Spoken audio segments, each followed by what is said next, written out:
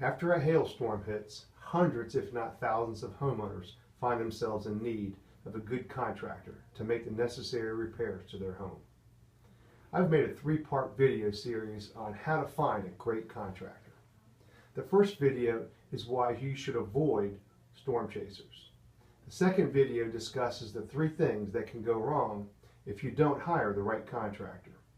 And the third video explains in detail how to find a qualified local contractor. I'm John Francis, the owner of Northern Virginia Roofing and Exteriors, a 51-year-old family-owned and operated business. And in part 1 of the video series, I will talk to you about the storm chasing companies, how they operate their business in the storm restoration industry, and why you want to avoid them.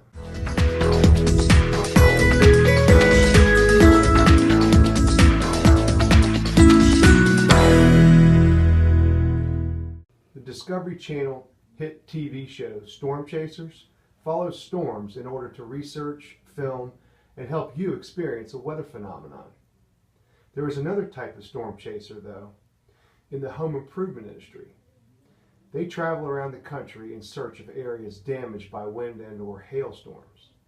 These storm chasers are known for their high-pressure sales techniques, vague and self-serving contract agreements, and shoddy workmanship, as well as a lack of knowledge of the local laws, local licenses, little or no insurance, haphazard training, and high turnover of crews.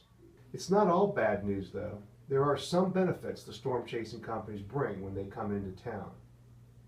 With a widespread wind and hailstorm, it's nearly impossible for the local contractors to handle all the renovation work in a timely manner. Storm chasers can help speed up that renovation process area-wide. In addition, that storm chasers know how the insurance companies work, since they do it all the time, and it's their core business. Thus, they are able to combat the insurance adjusters who are trying to reduce the liability and improve the insurance company's bottom line at the homeowner's expense.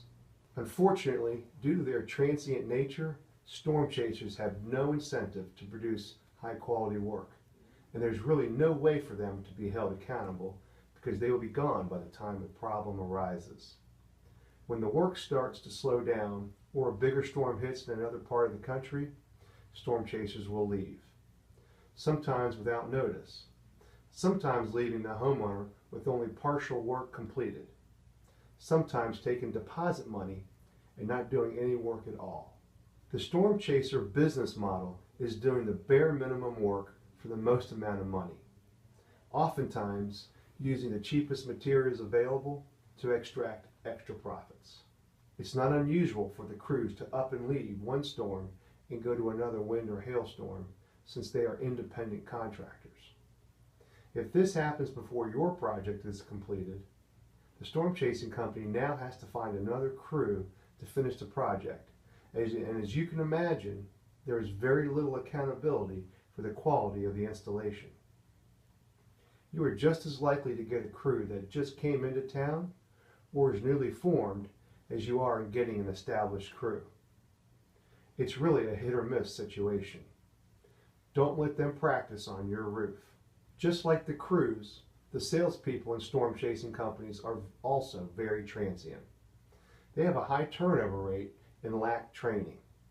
Most storm chasing people have very good communication skills and will present themselves as well-versed and professional.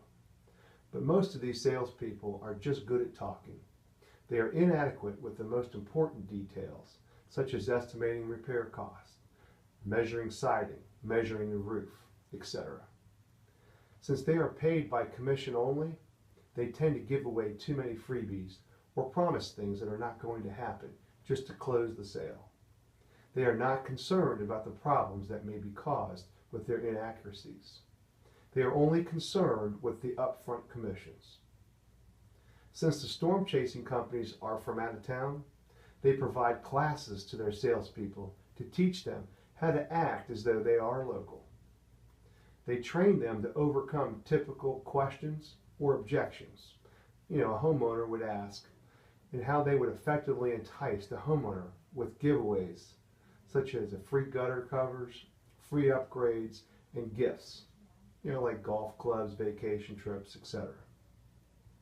Many storm chasers offer to cover the homeowner's insurance deductible. And as you know, this is illegal in many states.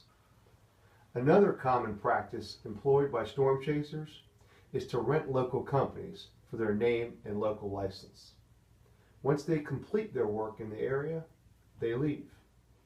The local company is then responsible for the warranty work. And of course, the volume of warranty work is often so great the local company ends up out of business, leaving you, the homeowner, with all the problem. Click here to learn how to recognize a storm chaser. And remember, beware of great deals.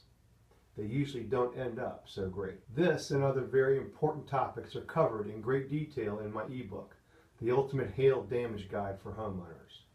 Learn the storm industry secrets and avoid getting ripped off. Click here for your free copy.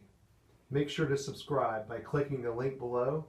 I have great educational videos just like this one coming out soon, and I don't want you to miss them. If you need help mitigating the storm damage done to your home, or navigate through your insurance claims process, call the number on the screen. We'll be happy to help. Otherwise, click on the next video in the series to learn more. Another common practice employed by the storm chasers is to rent local companies. Bless you, bless you.